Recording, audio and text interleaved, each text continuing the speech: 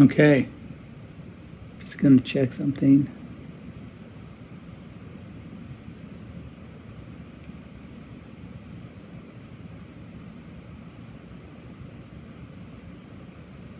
Okay. All right.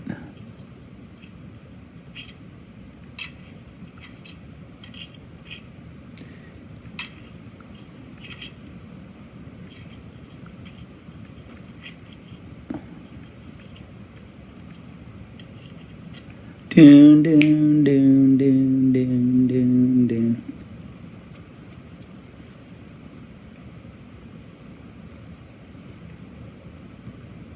By 8:08, I'm gonna turn the camera and start this. Let me ask Wes again.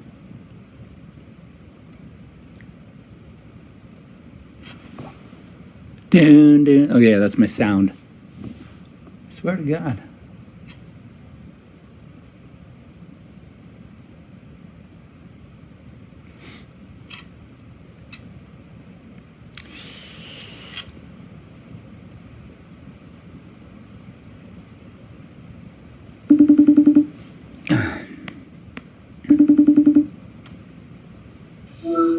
Eamon said it's not working on his side. Oh, really? Yeah, I'm watching you live. You're watching me? Okay, well, I buy it. I buy it then. You're watching me too, Ellie? Okay. Well, I'm going to give him 5 more minutes and then I'm going to start. So. Sounds good. All right. Perfect.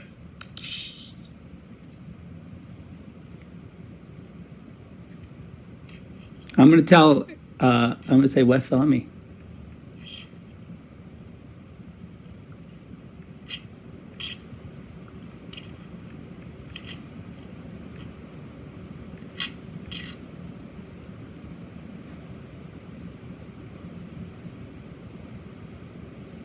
Dun, dun, dun, dun, dun. Riveting. It's riveting television. This is my coffee, my morning coffee. Because it's early here. It's 8:06. So hopefully you guys have been hanging on since 8:06 a.m. Oh, Claynos is seeing me. Larry sees me. So I feel like there's a lot of people. All right, well, I don't want to interrupt Clay's thing there. I was gonna FaceTime Clay, but I'm gonna wait. He's got me. So at 8:10 or at 8:08, I'm gonna turn the camera. And we're going to start to talk about this movie, Batman versus Superman, Dawn of Justice, Ultimate Edition, especially. I don't know, Ultimate Edition, I think it's called. I have my menu from my iTunes menu up, so I'm going to turn the camera and scroll through my movies and find Batman v Superman. I have all my supplies here. This is not a short movie. I don't know if you guys are aware of that, but let me check. One last check. I gotta hang on. Hanging on. Ding, ding, ding, ding, ding, ding. I brought my books down. These are my storyboard books, so we can refer to them occasionally. I'll show you some drawings. There's a lot of them. I mean, well, for this movie, there's only 4, but they're big books. You can see there. Yeah. So.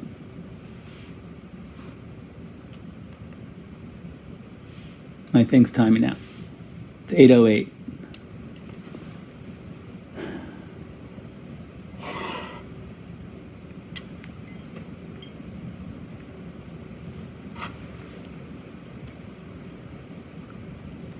In New York.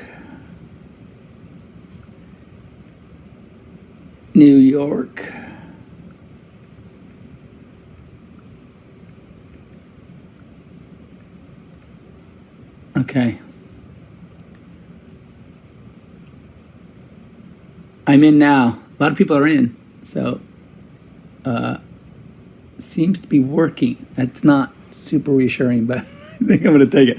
All right, so it seems to be working. Let's try this thing. So this is how I'm going to do this. I'm going to turn my camera now to the screen, and then we'll get the movie up, and I'll pause on the frame.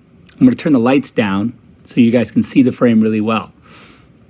And I'm going to take a few minutes to make sure everyone gets the frame synced up. I'm actually going to check with some people to make sure they have the frame because I want to get the timing squared away. So let's turn the camera. So let's turn the camera to the screen. Ding, ding, ding, ding, ding. So this is that's the page. Let's scroll down and find a lot of Barbie movies I see. Yeah, it's my secret passion. Kids also use this. Oh, there it is. Batman v Superman, Dawn of Justice. 28% fresh. That is just rude. I'm going to play it now, but then I'm going to pause it, so don't freak out.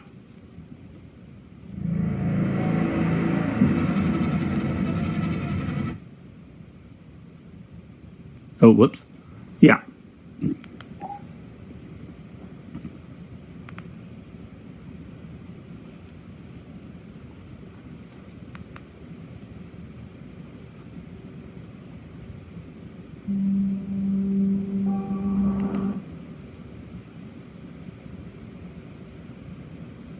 I want a better frame,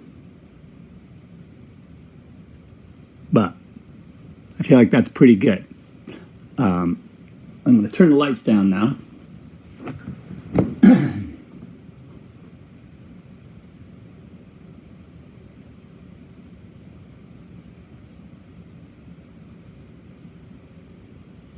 Okay, I'm turning the lights down so you can see the frame.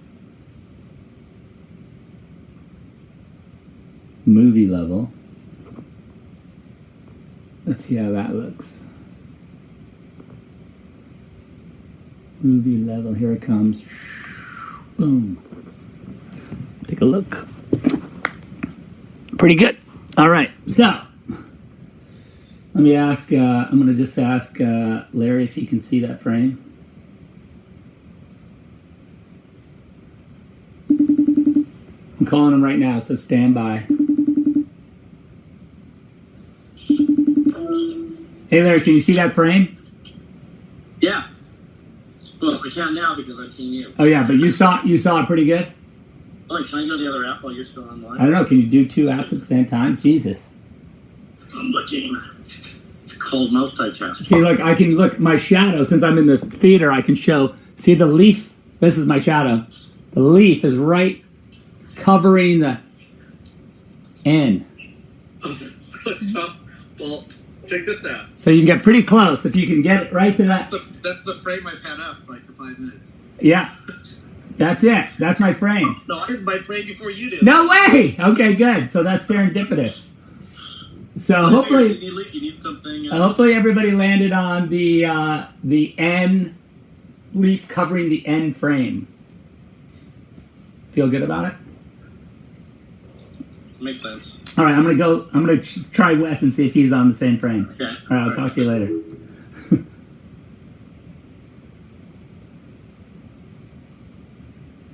Done. I'm here, guys, so don't freak out. That's the right frame.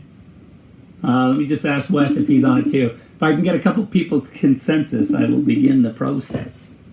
What do you think? Can you see it? It looks great. You got it? Ellie, can you see it? I saw it too. I'm gonna watch the whole thing. Okay, it's a long movie. All right. Thanks, guys. Bye.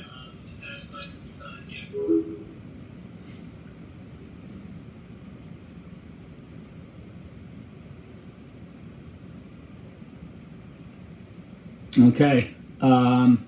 So now I'm going to turn it back. I'm going to turn the camera back around. Let's bring the lights up. I need my remote control, which I've lost. Here it is. All up. And now I will bring the camera back around. Doom, doom, doom.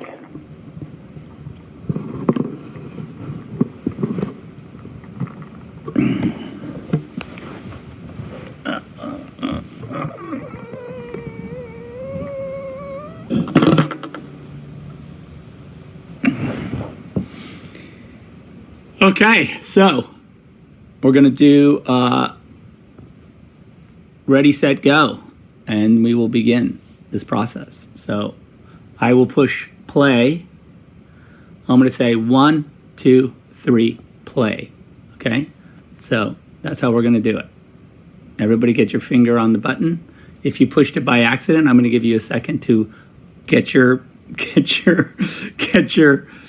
rewind and get your leaf back over the W, or the N, over the N of Warner Brothers on the first shield. You guys know how to do it. Get your W back. I didn't mean to false start anybody. But the next time I do it, it's going to be for real. So it's going to be 1, 2, 3, go. And so you'll see, I'm going to put my finger on the button. That way you'll know. All right, here we go. Ready? 1, 2, 3, go.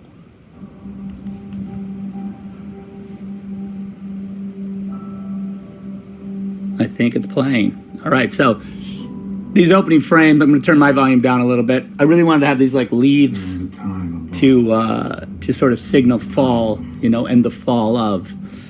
Of course, the movie begins with a funeral and ends with a funeral. It's a very, it's a cyclical film. It was all designed to sort of, begin and end in a circle to give this impression that, at first that it's hopeless, but then as we learn and as we grow through the process of discovering our humanity, that a funeral becomes something else. This death of Superman concept, Superman's parents, was a thing I'd always wanted to. I really always been fascinated with the death of the Waynes, so wanted to do it kind of my way. Jeffrey Dean was kind enough to lend his incredible talents to this little scene, and Lauren as well. So it was kind of them to do this for me. I appreciate it. And then of course the amazing Damon Caro playing Joe Chill in this sequence was kind of him to also participate. Damon and I have worked together on every movie since Dawn of the Dead. I've known him for a super long time, and I really thought it was perfect for him to play this part. Yeah, he has a cameo actually in Watchmen where he does this kind of similar scene where he's mugging someone in an alley. So he was really good at it. He knew how to do it. You can see Michael Wilkinson, of course, is a longtime collaborator. Awesome, good shot of Damon there. The pearls, of course, is look, the pearls I don't know, they become like this staple of the. Look, I have, even like in my little doodles, you can see there's pearls everywhere. Man, look at this. Boosh, that shot right there. Boosh. Boosh. So, good fun. Sorry, there's a lot of people have, I have these talked about the way I make a movie, and I tend to draw the script, take the script and then draw frame by frame, each shot in the movie. We also, you discover stuff as you go, but it's always, this is always for me one of the most important processes is drawing the shots. So that that's always been for me like the easiest way to sort of visualize the movie before you shoot it.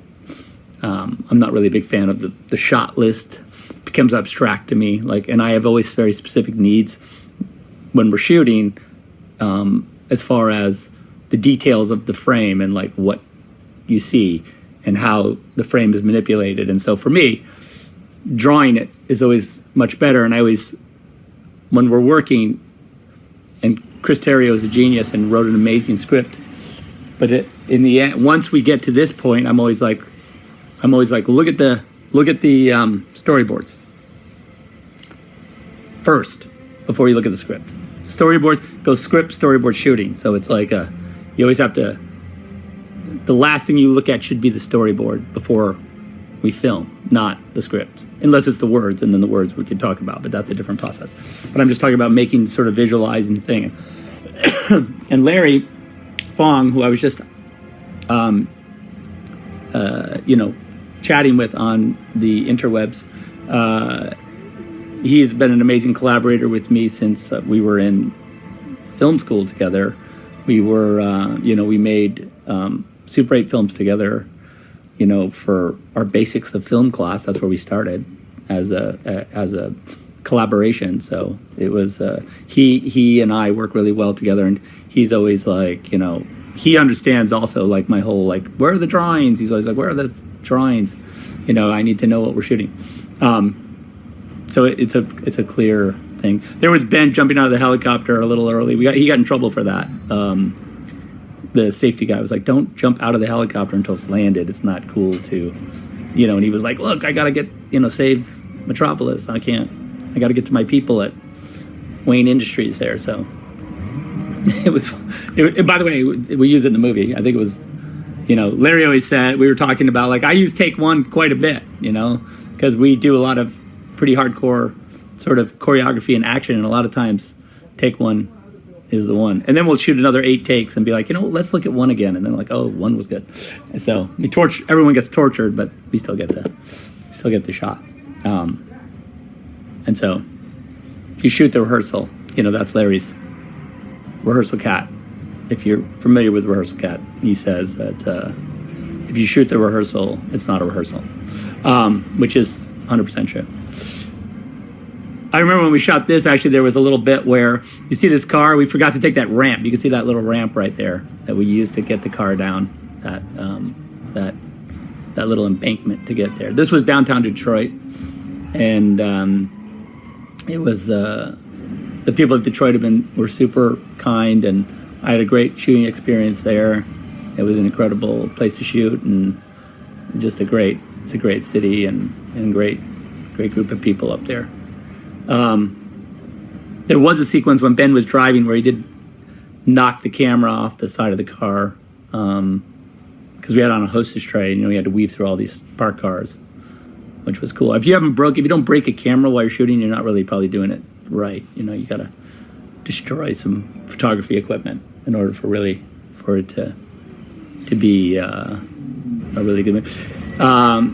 It was Chris Maloney crashing into the World Engine from another movie that I made called Man of Steel.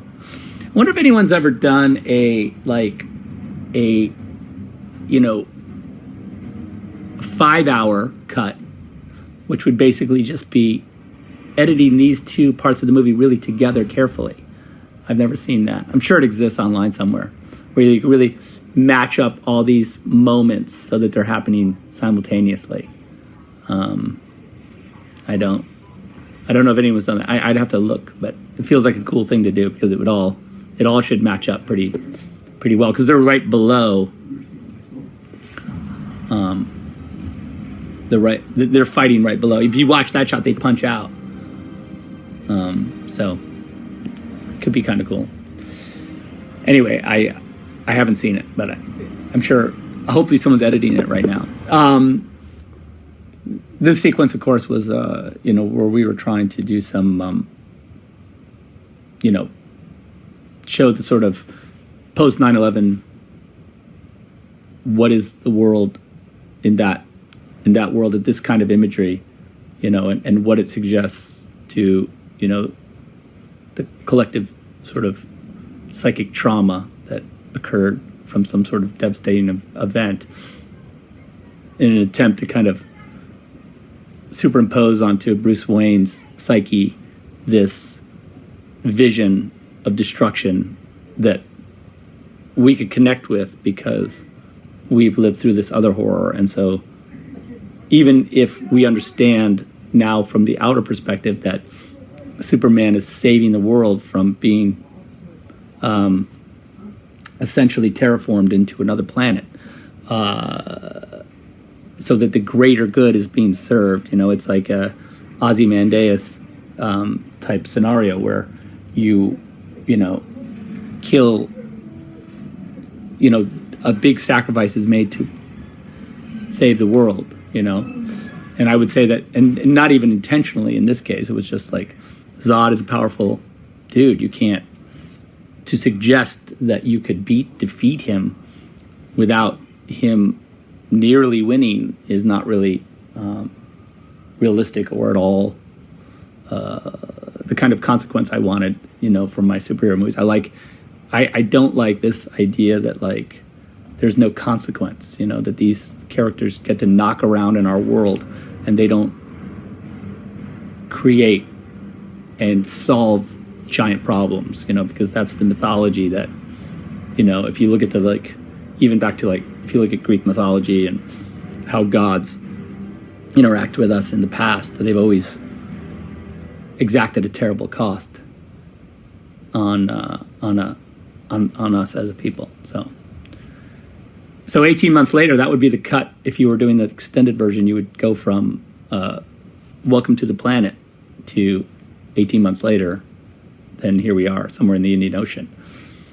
We shot this in Bora Bora, so it was a bit of a boondoggle. We went down there and hung out for, I guess it was like a week, and shot this. And it was good fun. And it's always fun to shoot, underwater. And this kid was amazing. He was like, I remember them saying he's like one of the youngest guys to surf Chopu in Tahiti. And I don't know if you know, it's a massive break in Tahiti, a beautiful break, like incredible reef break, big thick wave breaks there. And it's and this kid was 15 and he had surfed it. And I was like, geez, it's just amazing. This guy got to come down with us. You'll see later, he plays we see him at the dock when the kryptonite's being offloaded from the from the ship, and he from the Portuguese, and he was just pointing at it, and I was like, oh, you could be the guy who discovers it. So then, even though he's just like a stuntman who was there for the day, we ended up taking him to Bora Bora at the end of the shoot, and he was like, this is awesome. There's Michael Cassidy, who plays Jimmy Olsen, and I just worked with him again. He's in Army. He has a brief role in Army of the Dead. Not brief, but slightly brief, but cool. He does an amazing job. Again, it was one of those things where I was like, oh, just come out for a couple days, and he ended up having to stay for like a month. So I appreciate it when actors roll with the punches. This sequence we shot also in New Mexico at this kind of, there was this facility, and I think it was an old, it was a mining town of some kind. I forget what the tungsten mine or something like that. I forget exactly, but they had built a mining town around it, and then the mine went bankrupt, and so then the CIA and other law enforcement communities were using it for training. And then and then I guess the U.S. military had built a sort of Afghanistan-style village there, and then we took that village and turned it into Africa. So that was how we. And there was a sequence in the script where they took the electronics away from them, but they allowed him to keep his analog camera. Jimmy keeps the analog camera. That's why he has that. That's why he has the analog camera. And that was his trick to keep the tracking device that no one would suspect an old range-finding camera of having the tracking device, because it's such a simple piece of electronic. It's not even electronic at all. It's just a device. Also, this sequence originally, I had planned a much on Superman's entrance, I had planned a much, bigger action scene. But in the end, I felt like it was better to just to go with a simpler entrance for Superman, because I really like the parallels of his entrances, here and with Lex later, this kind of like lightning bolt entrance, which would be very otherworldly and like how a god would enter. But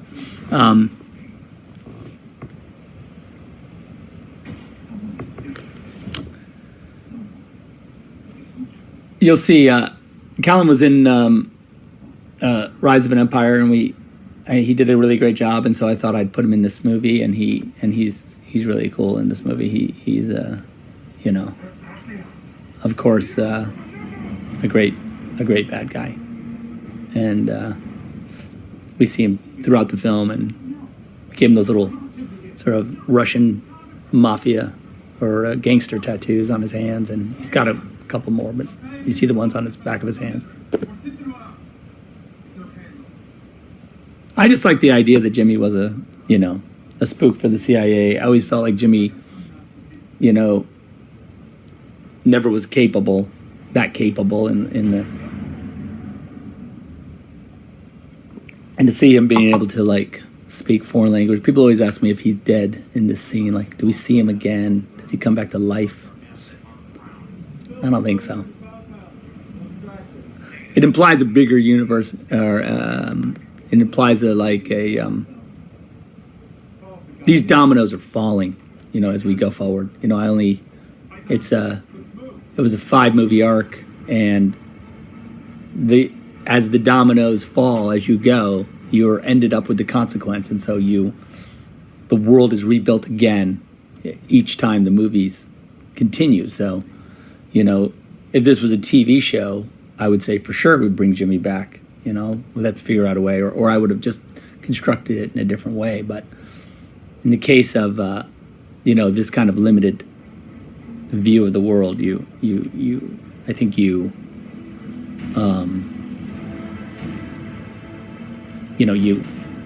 sorry, I started watching the movie.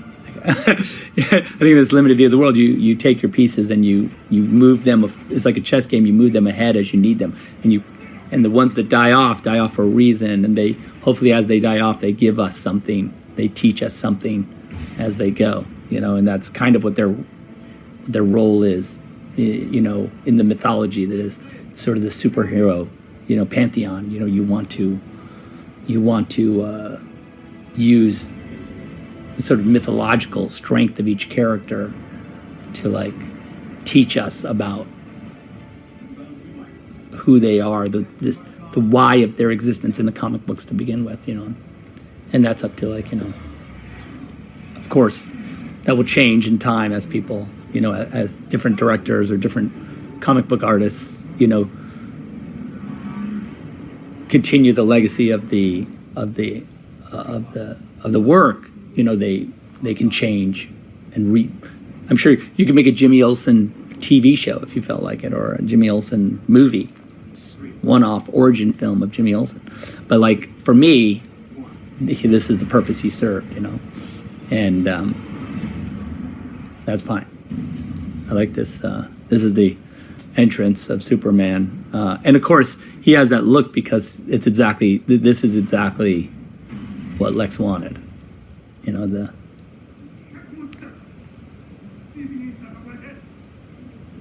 creation, bringing Superman to this politically volatile scenario to lure him into a messy political world, which also underlines the kind of why, Superman with his clean morality having to deal with these gray areas is kind of what this whole thing is about. And then I really like the idea of these, when our guys are like special ops team have to like sort of, they get to see what it is that was staged kind of perfectly for like the aftermath of like what it would look like, you know, if Superman had like, you know, been a wrathful god, you know. So they kind of staged this world for our guys, you know. Even though Lois knows the truth, I think that the cloud, the fog of war, you know, where we're like so affected by this sort of imagery of conflict, you know, we end up sort of when we get the story as we do here at the committee meeting, we understand how it translates back to us at home, you know, and that it would be really easy to sort of create imagery that could bring the sort of morality of Superman, not even the morality of Superman, but his actions into question. And I think that Holly does a great job in sort of being this voice of reason, sort of this really clear, non-judgmental, but also what I would say thoughtful and very clear in her. It's like how the story goes through Holly and back to the world is a really sort of modern way of looking at how Superman's morality would be perceived by us. This is one of this football sequence. There's Anton Clarkson plays the quarterback, and this Eli's quarterback coach, this kid right here, and it was one of the first things we shot, Metropolis. And I thought this football metaphor, how you would sort of show the way two cities kind of interact using their two football teams as a metaphor, I think that's kind of a fun way to start it. And of course we get to see GC later. That's Cyborg's alma mater, if you will, or the team he played for before his injury. This was an old house in Detroit that we found for this sequence. It was it was kind of a. Who's that? Hi. Oh, look, Debbie's here. Debbie just showed up. You might have to come back there, or you can come. You want to sneak in? How's it going? It's going good. It's going really good. We're just at this sequence where I think Christine's down in there somewhere. There she is, right over there. This is the sequence we shot again. This is like, you know, I wanted to sort of establish that the bad guys are really bad. You know, like it's not just, I mean, literally sex trafficking these women, putting them in a cage in a basement would be something that, you know, hard to defend, you know, the morality of a guy who's like caged these women. And you can imagine Batman would be not into that. And again, you know, this whole concept of him branding criminals, the idea was that he had kind of lost his own moral compass and that he had kind of become, you know, what he beheld. And I think that idea, the whole idea of this movie is that to create this arc where Superman, through his hatred of Superman, but then his realization that, and sort of when he confronts Superman's humanity, that he finds himself again. You know, that's kind of what the thesis of the thing is that we're all humans and that we all, when we connect on a level that we both have the same, our mothers have the same name, that is like this really sort of fundamental, we both have a mother, and so we're both human. Even though Superman's from another planet, his connection to humanity is so clean that Batman's able to like re-energize himself. But this was a fun sequence to shoot. That's all CG. We shot it just like the roof, you know, pan across, and then DJ, who is my longtime collaborator, visual effects supervisor, was able to create this amazing little like run across. But I think I always intended that was like a cool. Let me just see what that looks like in the drawings. Do you remember this location? Like, was all run down, and then by the end of the shoot, it was like being renovated. Oh yeah, they too. completely fixed it up so that if you were to go there today, it looks like it's a good Beautiful looking. Victorian, It's a good looking. It's a good looking building now. These are all those shots. There he is. Yeah, like here's the here's the shots of Batman. There he is up in the corner, and then he goes across the roof. So yeah, it's very much my hope for it was realized very very well by the guys, be able to create this sort of visual effects. And then there's the branding, but we rebuilt we rebuilt it later, but we built this apartment for Lois. Patrick did a really good job. I always thought it was like a really kind of fun apartment, although it's probably too nice for a reporter. You know, I don't think reporters make that much money, but it's a pretty sweet apartment that she's got there. And then there's Clark, and she's hiding the bullet, though he probably could see it through the wall. That's what everyone says. Although I don't know if he's looking. I mean, is he really trying to look through the wall? He's just trying to bring his lady flowers, I think. I really wanted to like establish right away this kind of, in a way, a kind of a normal life. What's that? Oh, nothing. I see my head. It's okay. They can't see. Yeah, they can. It's kind of normal life, you know, for these two. In a way, this kind of domestic kind of intimacy, you know, like the fact that Lois, you know, is just taking a bath is the kind of thing that's like completely only couples, you know, where they're with each other in this intimate way that's not and doesn't establish any kind of like, you know, formality to their relationships other than how they deal with each other. And I really wanted that to be like front and center, because I just felt like they're just a normal couple, you know, other than the fact that they have to deal with these kind of world issues. You know, I wanted them on their personal level to feel very connected and very kind of normal, you know. And this is stuff that we do, Debbie and I, all the time. Like, you know, I'll bring her flowers in a bathtub. Yeah, oh, that's so nice. That's very common, super common. And then, you know, I mean, the problem is, you know, Henry's not quite as ripped as I am, but it's fine. Yeah, and then there's a really cool shot of the glasses. Yeah, I really like this glasses shot. I think I drew that shot exactly like that. And I like that little detail, you know, that he doesn't have to wear a disguise around Lois. That was kind of the, you know, he has a pretty meager disguise, by the way, glasses. I always loved that convention of Clark Kent. He puts on his glasses and like, oh my God, who's that? You know, it's really great. This is our first look at the Bat Cave. Patrick did an amazing job building and designing this. We built it full scale in Detroit in a giant warehouse, in a giant soundstage. At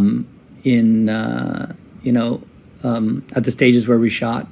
So it was this beautifully constructed and massive set that was completely worked. You know, you could go down the stairs, and Batmobile was parked down there, and there was an armory over behind us that way, and that's where the Robin costume is, to constantly always remind him of the death of Robin. And it was quite a feat in engineering too, because it cantilevered. Yeah, it really did cantilever out. It was tricky because like it really, if you're standing on the sort of the driveway, you could see underneath the whole superstructure, and then the cliff went up and underneath it. So it was an amazing thing to see. And if you just walked in there, it just looked like the Batcave. It looked like you were in like some sort of Disneyland ride. you can imagine going down. I remember we shot that early too. That picture on the cover there, Clay shot that, and we drew a number. We wrote a number of newspaper articles. Doug and Lexi did an amazing job just creating this massive amount of reality to the world. I mean, even when Bruce, there's like a newspaper article about Jack, who dies when the building crashes in Metropolis, and there's an article about them going to I think it's like a corporate picnic with Bruce's dad when he ran Wayne Enterprises, and that Jack was like a junior executive at the time. He was like a young executive that knew Bruce's father, and that's why Bruce kept him around, and that he had met Bruce at a picnic or something. So it was like that deep of a dive in the sort of a thing you would never see, but that they worked on. There's Jesse. I really love what he's done here. We went with that red hair based on the early DC comics, where you see Lex with red hair. But then we try to evolve him over the course of this. Lex is a very interesting sort of study here, in my opinion. He, we wanted him to be like less a sort of a corporate brute and more of a sort of intellectual sort of in this sort of modern study of what a supervillain might look like and how he might use his resources and his the fact that he was probably bullied by his father and people when he was growing up, and that his word games, they give him this sort of intellectual superiority because he's not 100% interested in you following him all the time, but he likes to give that air that he is. It makes like he's the kind of guy that if you take it apart, it makes complete sense. But you got to stay with him on an intellectual level, and if you can't, he doesn't care. In his opinion, you've kind of like he's assessed your ability to reason, and if you're not up to it, then he's like moved on, and he loves that ability to like flex his power based on his brain. And you have this we wanted him to have that blue ball, as this kind of symbolic, like the world's in his hand kind of, or his see a little blue planet. He does it right there. And that's cool. And he and Holly actually worked really well together because they were, they're very intense in their sort of rendering of these characters, and I really like that when they went at it with each other because it was always really real and visceral. And that was a cool big the LexCorp sign we built. That was for real. We had it. This big neon sign. I think we had to send it off someplace to have built, and then that sign was supposed to represent the old LexCorp, and that when they modernized, they kept the sign before they knocked everything else down, and he put it in the lobby as some sort of relic. And then this is the scout ship site. If you remember in Man of Steel, the scout ship crashed into the city, and the concept was that the government just kind of couldn't move it, so they just built like this containment center around it. And this is I love this shot. Some sort of beautiful 2001 references, and I just feel like it's cool to have Lex just not really that involved with the he's transcendent. Like he gets his own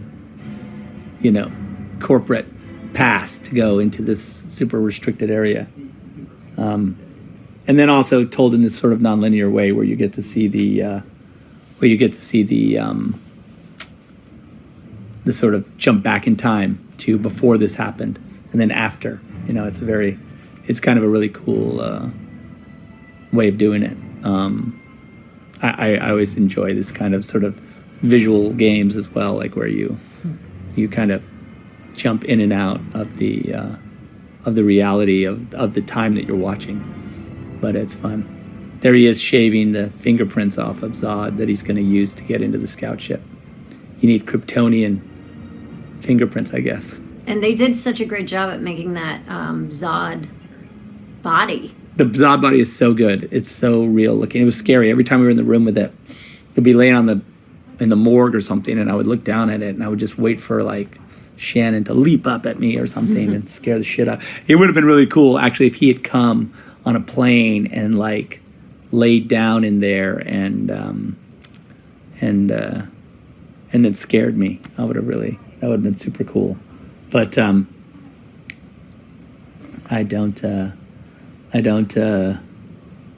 just going to check on the sync because I don't know. I have no way of knowing if anyone's watching this or not, so I'm just going to check with Clay and see if he's still in sync. So just 1 second.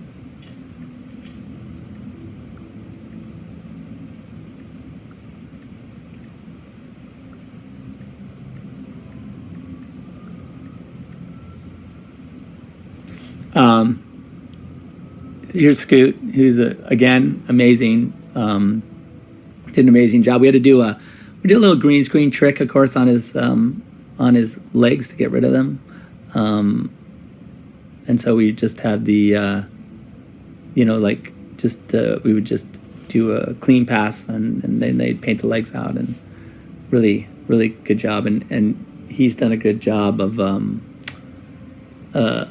having to do this climbing with no legs, have to do all his arm climbing. It was a really specific shot I drew where the wheelchair rolled back when he grabbed the hand. But and this is Heroes Park. I think we're seeing it for the first time. This kind of park that they built dedicated to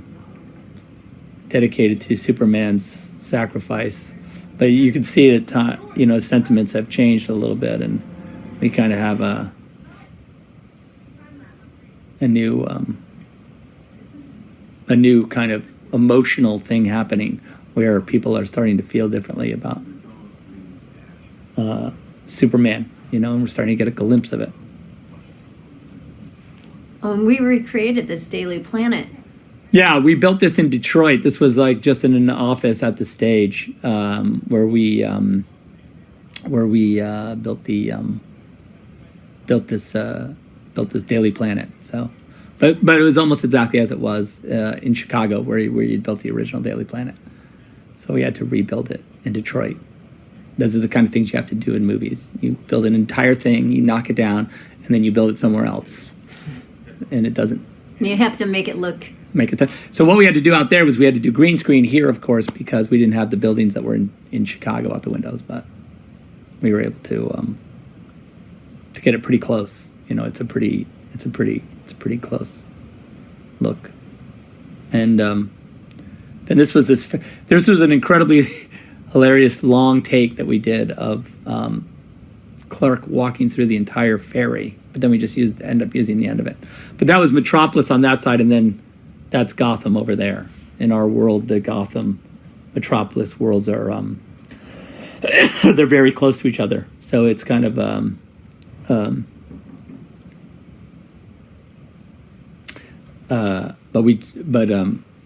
it seemed to be a really cool way of showing like the two worlds.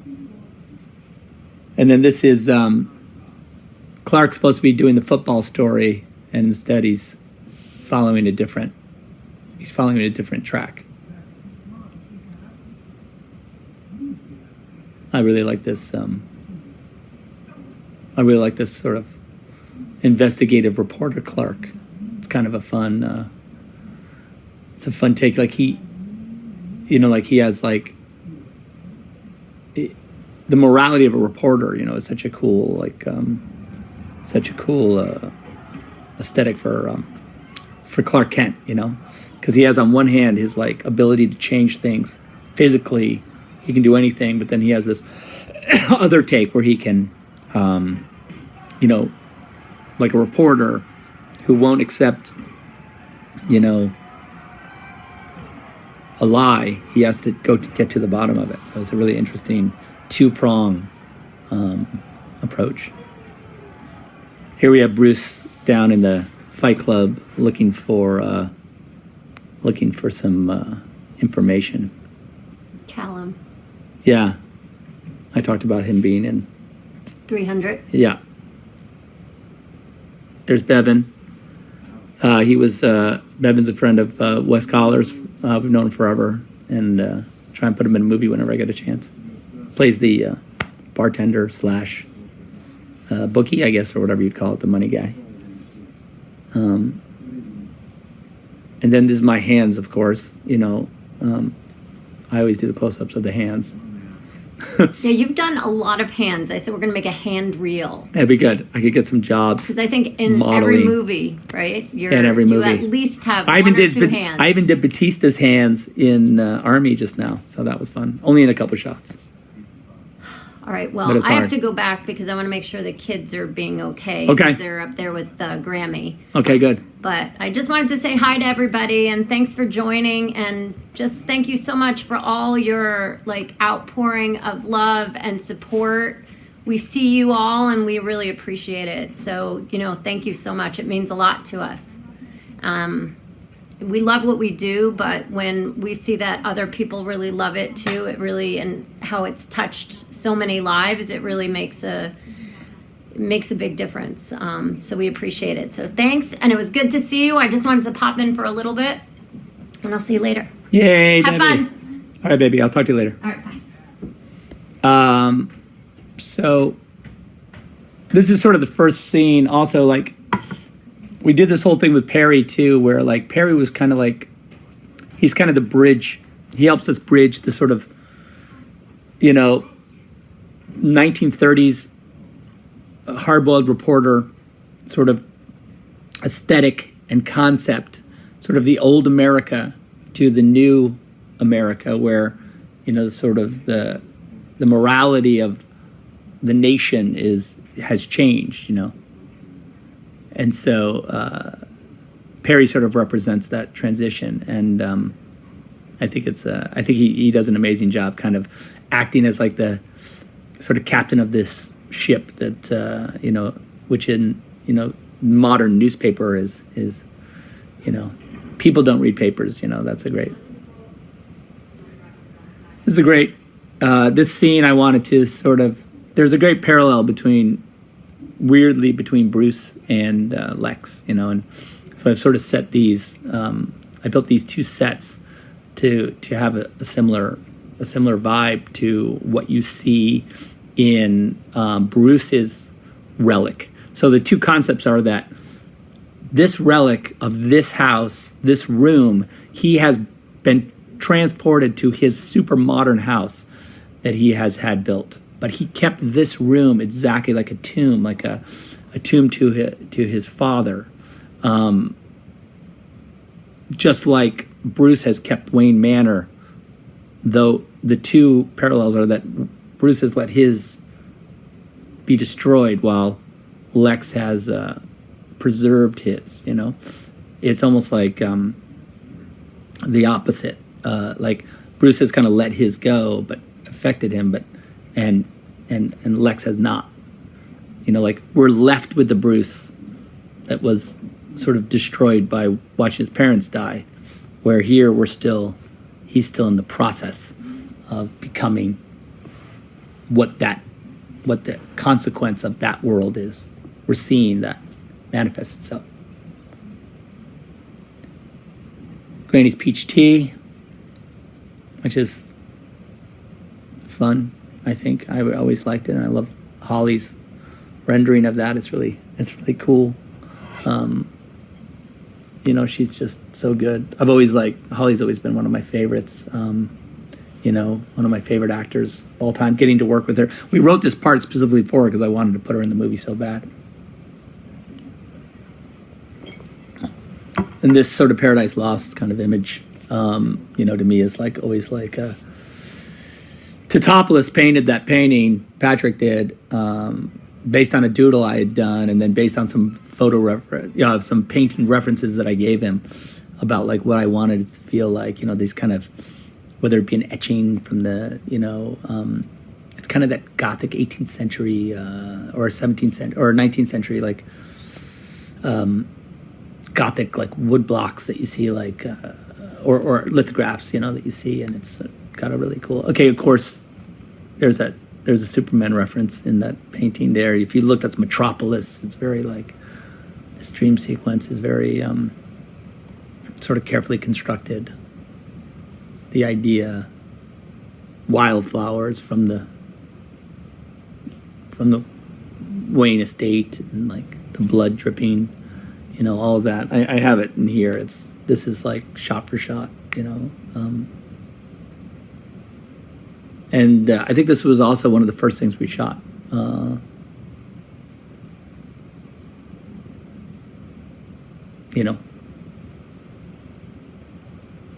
Sorry, I'm watching. I got lost watching them. I was waiting for the jump with Ben, and originally, this whole sequence to me was like, Ben is like one of these guys that like he's like self-medicated, sort of psychologically self-medicated as far as his trauma is concerned. He's never given it up. And this is the glass house we built on a small lake in Michigan. It's like one of my favorite sets we've ever built. It's based on the Farnsworth house, the Mies van der Rohe house. It's which is actually remarkably. It was close to Illinois, very close to where the Wayne, where we were, where Wayne, the Kent farm was. Sorry, where the Kent farm was. This actual house was. It's weird. It's a cool parallel, but yeah, I like the idea that he this kind of, the drug of sex and the drug of drugs and the drug of alcohol. These are all things he uses to kind of dull the pain that he sort of lives with. That's why he doesn't really have a relationship, outside of Alfred.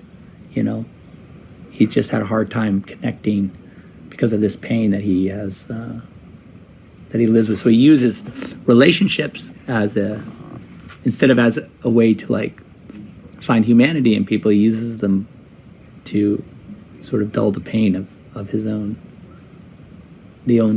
trauma that he deals with. So he's been invited to the party. Of course, this is our first look at the bat suit in its kind of little lair there. And again, Patrick did a really cool job. I think I have a drawing of the let me look and see if I have a drawing of the bat cave, because I think it's a cool of the.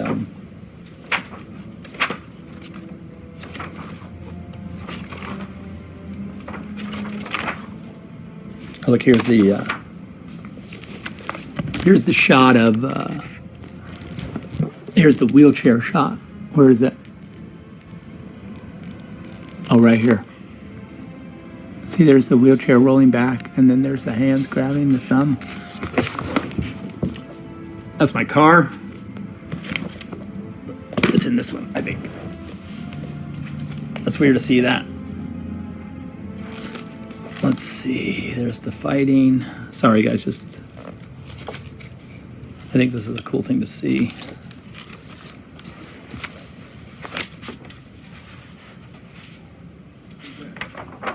That's Bruce Wayne.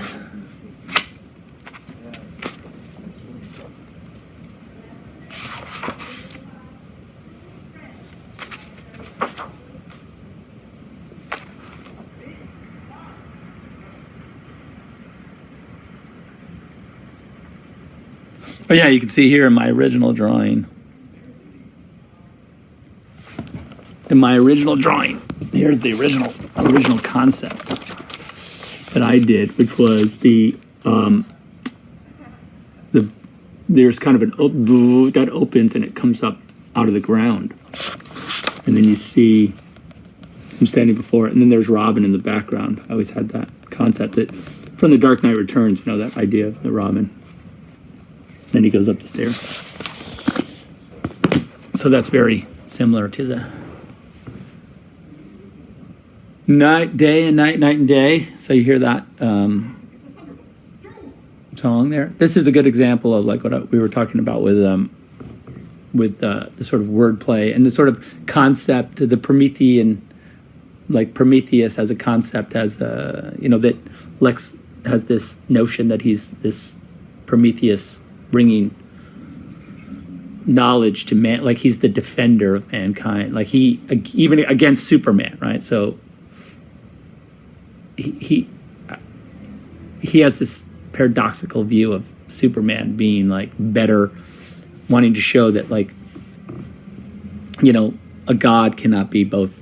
Well, we'll learn it in a little bit,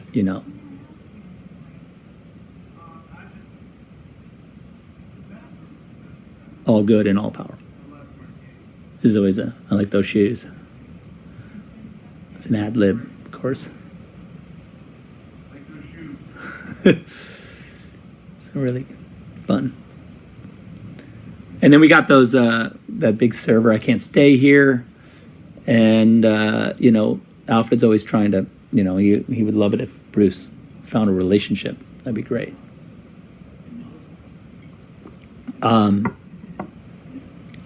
This was where we shot. This was at in Michigan at the in Michigan. We shot at the university where this was it's a library. No, it's an art gallery. And then we took it over and made it into Lex's house. If you look, I think behind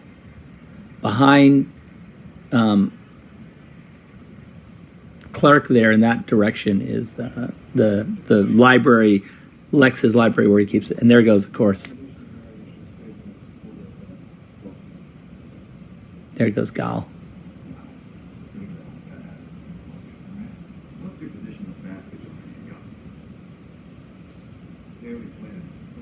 This is fun.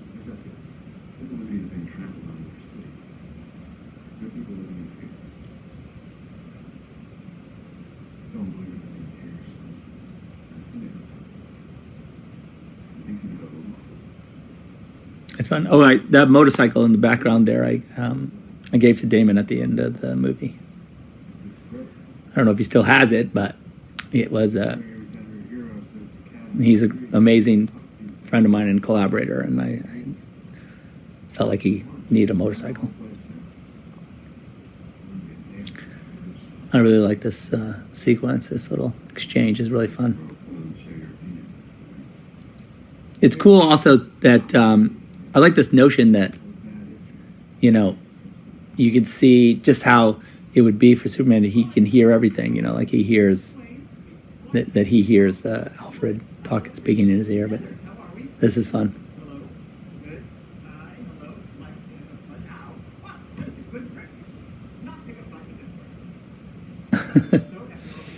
But really fun to see those two going at it. I really.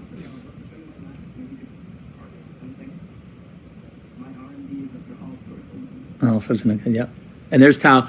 Tao plays Mercy, of course, and she was amazing. She's just such a great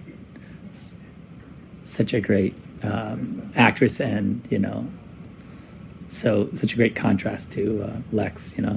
I think she's great. I'd love to work with her again. She was really fun, and she does a great job in the movie. I really like it. And then here's just this sort of more the Lemmy scene that there's this fire in Mexico, and he has to get down there and help these people. Can't really be that concerned with a millionaire, playboy who might be doing something weird compared to like the real, like pressing loss of life that Superman has to go deal with. And then, of course, we have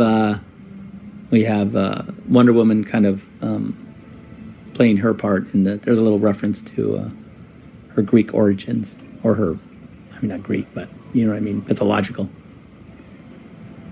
So then we have this sequence coming up where, of course, she's a good driver.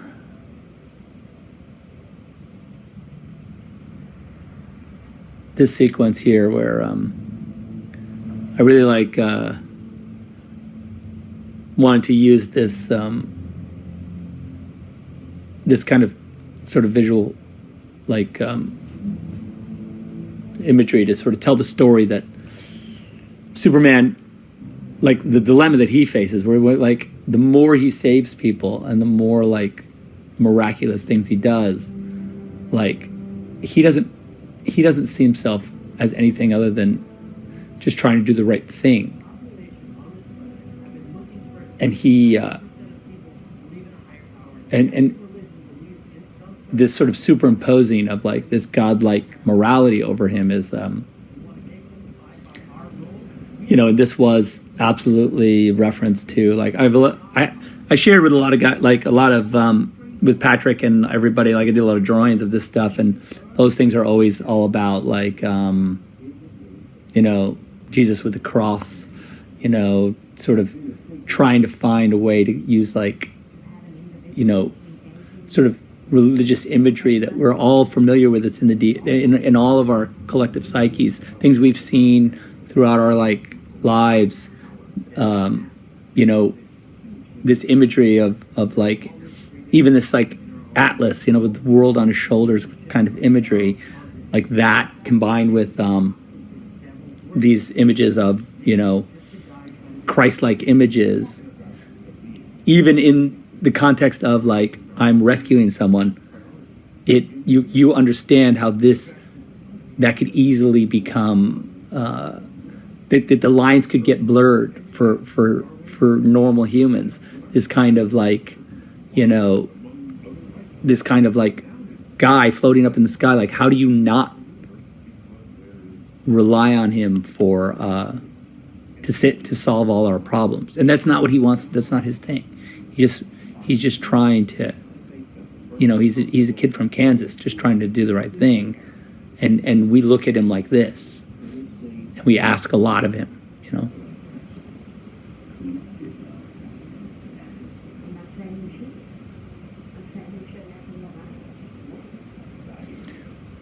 We do use the word unilaterally quite a bit in the movie, but I think it's appropriate for the concept. It's kind of it's an interesting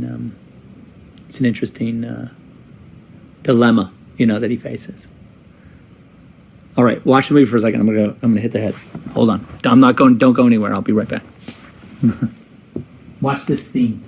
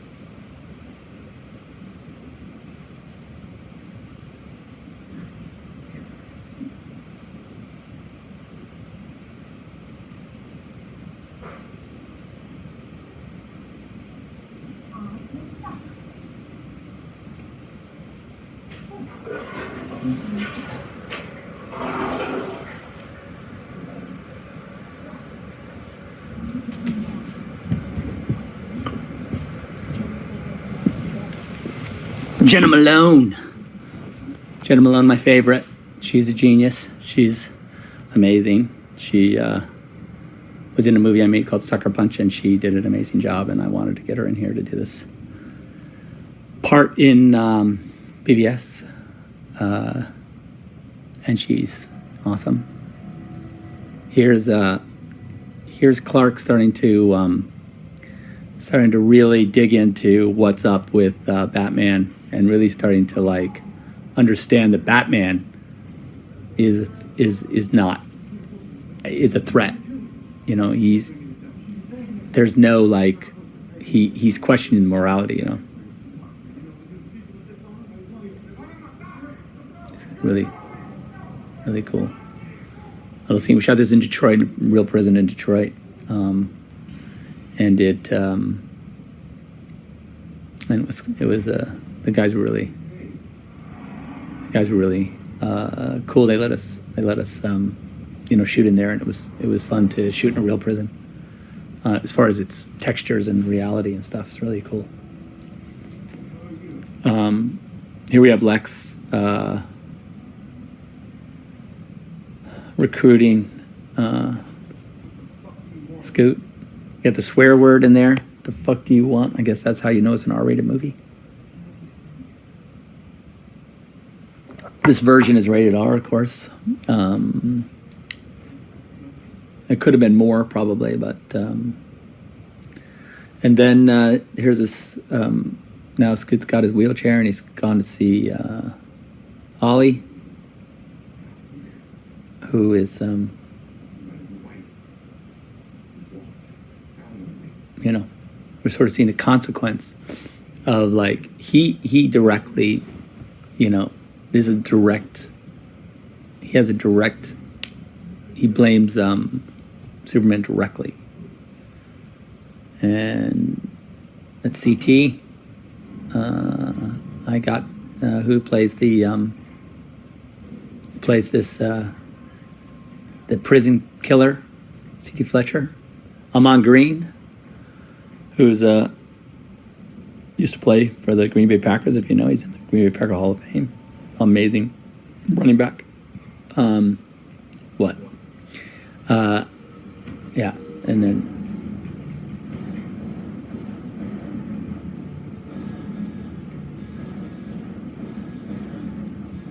and so this is like a direct.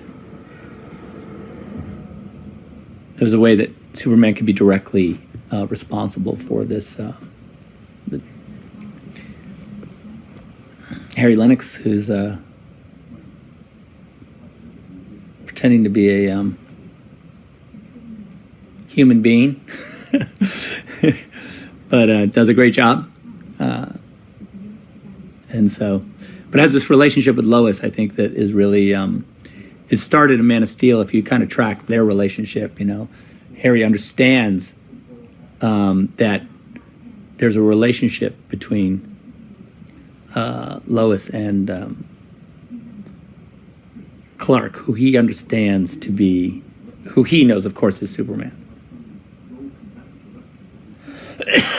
But let me just see if I have a. This is book 2. I have a.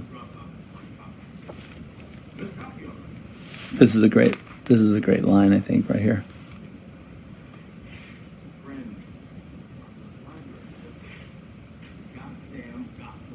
This was Chris and I really love this idea that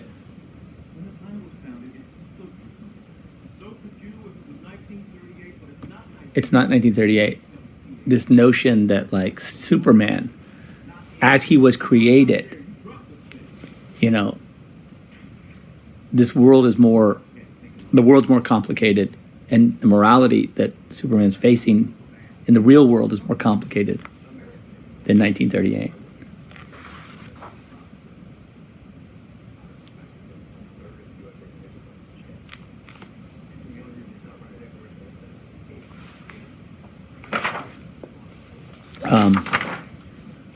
Jon Stewart, it's cool. He did this little piece for us. Hang on, let's see if I can find the. It's back here, where we are right now. This was the Swanwick scene.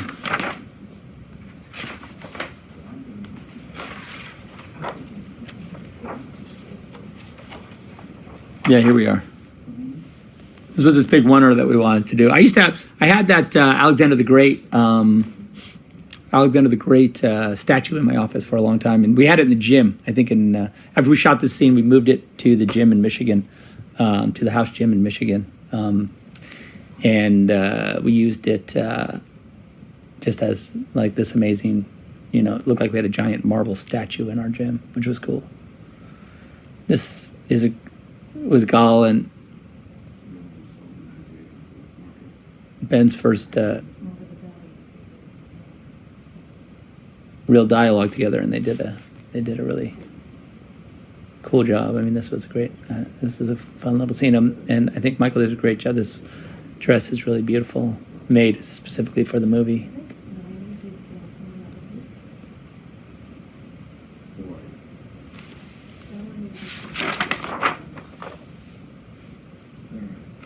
Sword of Alexander the Great. Here's my, you can see there's like a little insert of the arm grab I didn't do, but you can see that was a big deal. Because I like the idea that she could easily just chuck him aside if she felt like it. But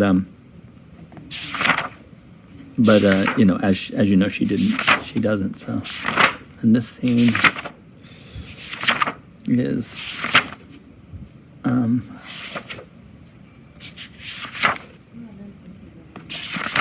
Gotham Press. I'm just sorry, I'm looking through my drawings to see if there's anything super interesting here. Oh, here's my doodle of the cop with the bat signal bashing the robber, and it's kind of like this idea that the police and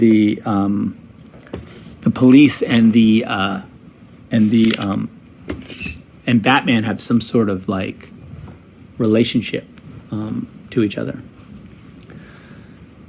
So here's a little sequence where we get to do a little decryption of the what Bruce found at Lex's place. And I guess it's boring waiting for it to decrypt, so he fell asleep, maybe? I'm not sure. Or I'm not sure whether it's a byproduct of Flash cracking, you know, on the treadmill, on the cosmic treadmill, whether it creates some sort of rift that allows Batman to see into the future. Could be a combo of those things. Regardless, here we are in this post-apocalyptic world where Darkseid has taken over Earth, and he is creating a version. There's the fire pits and everything of Apocalypse. We have a convoy that's just returned from some sort of mission where they've captured something. We have a big Omega symbol etched into the earth out there, which is Darkseid's logo. And we have this kind of sort of what I'm trying to do is like there's a culture here where Batman's kind of running the show and defending, I would say, probably what's underneath us. This is the lake, and that the below us is probably the caverns of the Batcave that they've used to turn into their headquarters. And so they've stolen this thing from the old LexCorp, and it is a piece of kryptonite, but no, it's a trap. It's green light.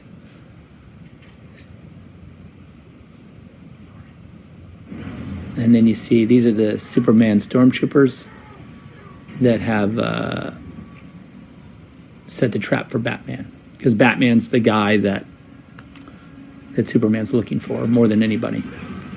And so they just like it's not really a prisoner scenario. And Batman doesn't like the idea that his guys are getting killed. So this was a wonder we did. That's all IMAX, by the way. This is IMAX cameras, all shot with IMAX cameras on a big crane. We had built this, cut the side of the truck so that you could boom the camera out. And then we had to reconstruct it with a little CG. And so this is all, a lot of this is CG, you know, all the backgrounds and everything, even some of the guys and soldiers and the fighting, and also all the transitions to get between the takes to make it seamless. These are the parademons, different kinds of parademons too than we see in, you know, we have the normal ones, and then we have the kind of more locust-y looking ones, the sort of scarier ones. Which I like. And then the helicopter back there is actually dropping also more Superman super soldiers. So there's this sort of like a relationship that's been, or like a team's been. So not all the like humanity has been turned into parademons. Some are used to infiltrate the last, you know, the human resistance on Earth. And Superman at this point has probably succumbed to the anti-life equation, and he serves the will of Darkseid, and he is also looking for Batman, who he blames for the death of Lois Lane in this alternate world.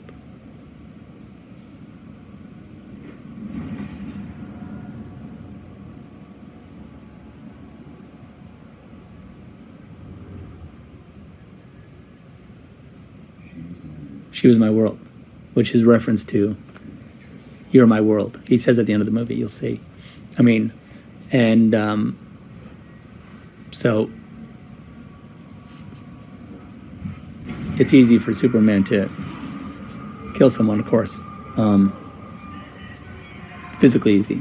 And so this is the Flash running through time, coming back to warn Batman, you know, not to kill Lois Lane, I guess, or that Lois Lane is the key. I'm not exactly sure what he's supposed to do with that knowledge, but at this point, but we talked about that if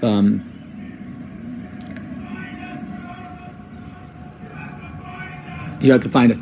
There's this idea. I had this idea that in the future when they're talking about sending Flash back in time to warn him, that Cyborg, who's would do the calculation to send him back, would say, this is where I have two possibilities of where to send Flash back in time.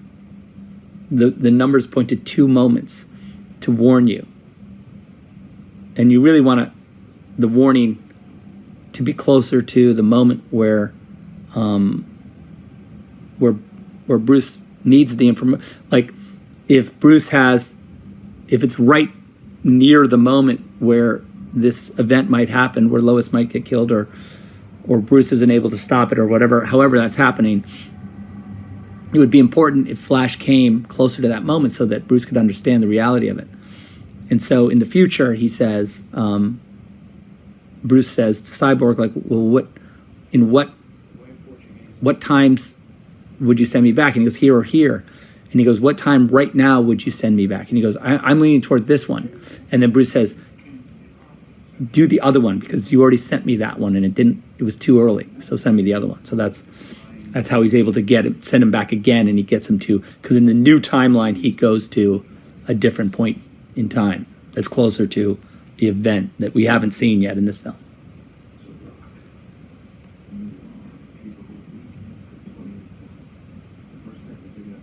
This was a cool set. I really enjoyed it. It had like a lot of cool little details, and even just that big red screen with all the schematics of the Batmobile. I like that Alfred's just working on the Batmobile, and then I like that he also fixes like the Aston Martin too. He's got to keep that 1958 Aston Martin running, and he's got to keep the Batmobile running. I would say that the Aston Martin might be harder to keep running, though I love it more than anything. It's just, trickier. 1%. This is the whole notion. I think it was a quote we took from, I think it's Dick Cheney, I can't remember, where he said if it's even a 1% chance, we have to take it as an absolute certainty. I'd have to look it up. I think Terrio would probably know the answer to that, but it's a cool notion that his morality is so strict that he would believe that to be the case.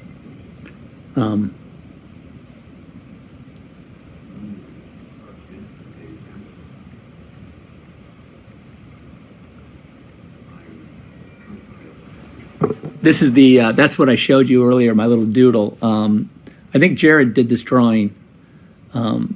Jared is a longtime collaborator. Let's see, does it say? Is his name on there? I don't know. But you can see that great Batter Up, which is a nice little political cartoon that's always fun. This was a cool sequence. When we shot it, that baby was crying the whole time, and I felt really bad. And so we had to do it in just a couple takes, except for you see where she kind of puts the baby down out of frame. and then we just added the crying over the top of it, like the baby's just standing down there. He's like a toddler, and she did have him by the hand in the first couple takes, and then we had to let him go to his real mom because he was really upset. So it was hard.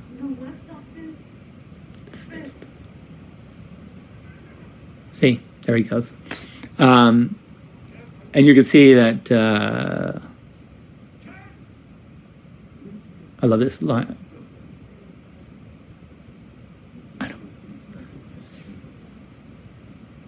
She's so good. White Portuguese.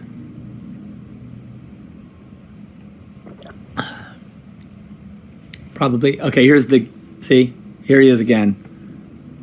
It was this moment here where he points up at the thing that ended him up in Bora Bora 5 months later. There you go. See, so it was in reverse. We shot that. I was like, oh, okay, so now you're with us for the rest of the journey. This was a cool sequence. This was a big driving sequence we put together. This included a ton of first and second unit work. But we shot over the course of a bunch of nights in Detroit. It's a cool shot of Batman up on top of that crane. And of course, this is our kryptonite being loaded into the thing. There's I like that the implication is that Batman has a sniper rifle. This is like a Dark Knight Returns image slightly, where he has the sniper rifle. And then this was our beginning our driving sequence. Out of the docks. There's Spider. Here's the Batmobile in action.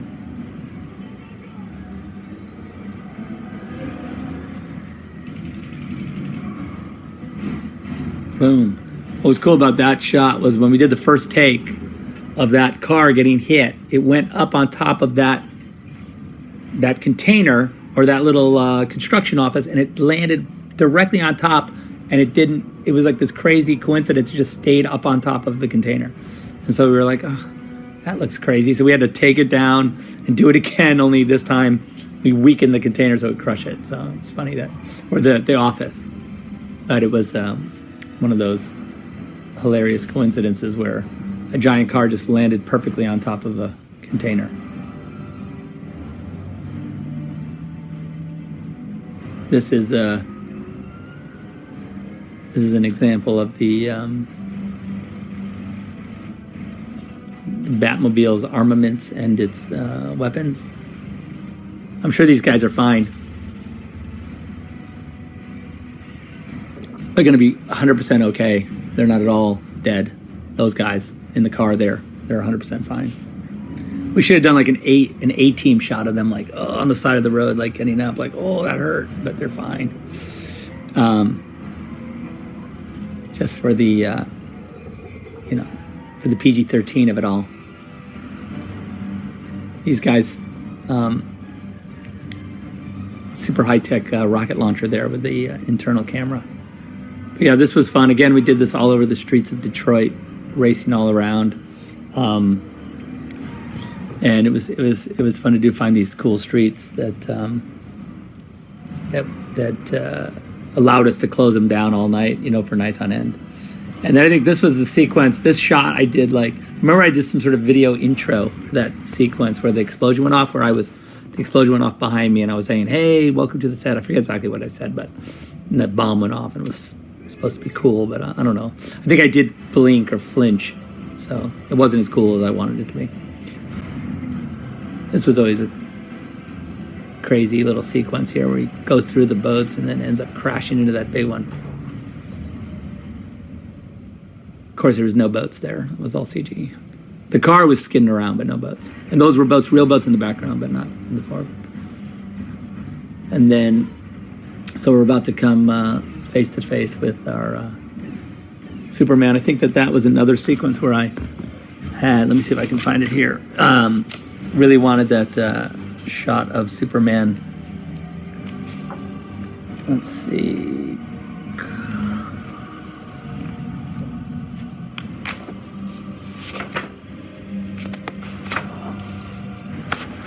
Batman. Oh, there's that. Yeah, here it comes. Boom. And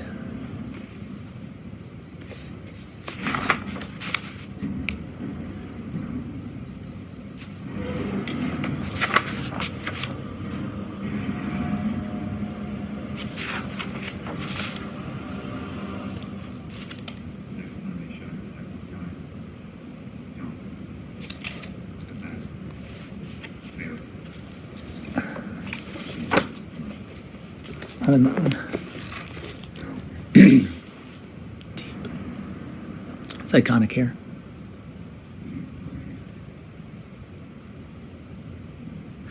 The truth is that the voice, the Batman voice, was a thing that I always thought was like the best way to do it would be, because I always feel like I just felt like I didn't want to have Ben to like do a voice. You know what I mean? Like put on a voice.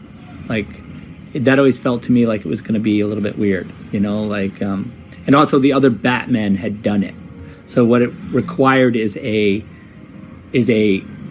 some sort of comparison to how the other Batmen would do the voice, like did their Batman voice. And I thought that I didn't want to put Ben. This is a Texas switch. So that was Rich getting out of the thing and then Ben coming there. You see, like Ben was waiting. So he walked up and then Ben finished. That way, because the cowl, when you take it off, it like completely F's you up. So we thought we would take it off with, that way you can take it off and come upstairs and still be, you know, in great shape. Then so there's the tracking device. So he knows where he is. He knows where the kryptonite is.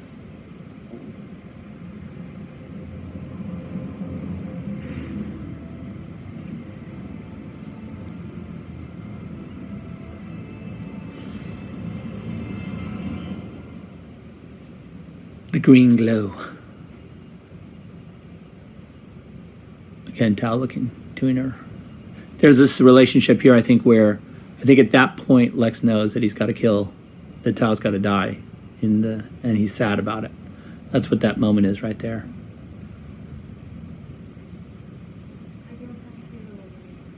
This was a cool sequence we shot again in Detroit under the town hall. Like we shot where we shot was the old town hall where we built the all the what do you call it, where the sort of Senate hearing chambers were and all that stuff we did there. And then it was a cool building. And then this was just under the stairs. We found this little set. And like I said, like this sequence right here, we shot just up from it.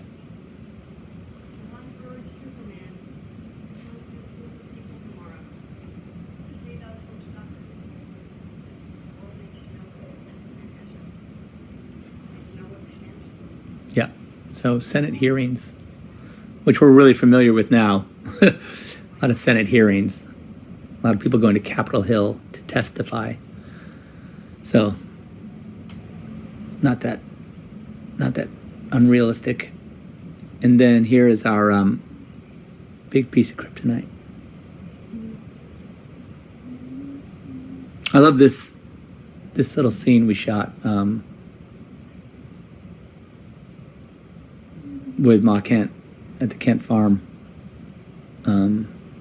Went back to the real Kent farm. We had held it since Man of Steel, so shot this in Illinois. And it was cool. It was cool to go back there, you know, to the real farm again. I don't know if it's there now. It might be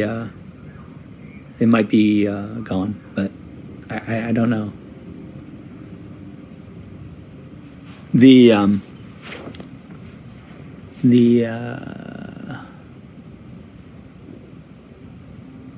Yeah, see, this is Detroit, and I think in the background, we added a bunch of buildings to the scene, deep to be more Gotham City-ish, visual effects wise. But out the window. There's Holly. Look at those arms. My God, she is in good shape.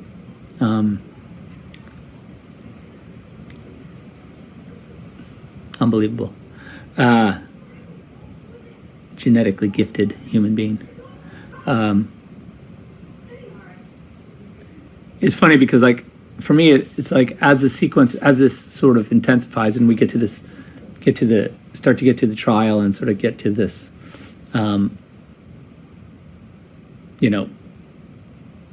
Superman appearing on Capitol Hill, we realize that, his morality, him come, of course he's going to go because he believes in truth, and I think that notion that it's not that he's naive. I think it's that he believes that the truth, it's almost the reporter in him that believes that the truth will be transcendent. And I think that's why I love Superman so much, because it's always, even in his darkest moments, he has this optimism about humanity, even that we don't have, That sequence we shot in Detroit too, so there was a real bridge there that we added our Washington D.C. bridge and the monuments and all that. So we never, I think we shot some plates in D.C., and we scouted it, but we ended up shooting that stuff in Detroit as well. And this is interior. I used to have that painting of Jeffrey Dean in my in the gym. And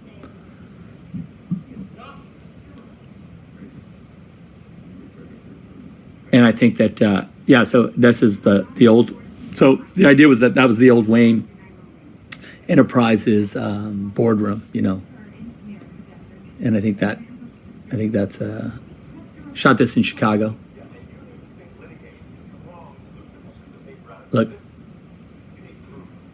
just missed him, huh?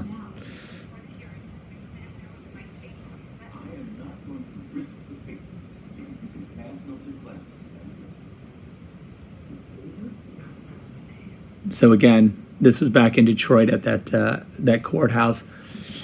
We brought in these statues and stuff, and we were able to really. This was an amazing location. It served us really well. We used it for quite some time, and we were there so long. I think we built a small gym in the one of the offices that we would train in. Before we were shooting, we always liked to train. The gym we had a really great gym in Detroit that was built at our stage, and we got a lot of workouts in at that gym. But this place was our little, we had a mobile concept for our workouts, and it worked really great. But again, it wasn't as good as the real deal. I never felt like.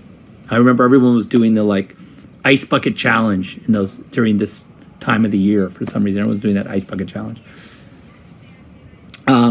Look, there's Eamon. That's his cameo. It's not really a cameo. I guess it is a cameo, but it's pretty. He's pretty. I call it a close-up.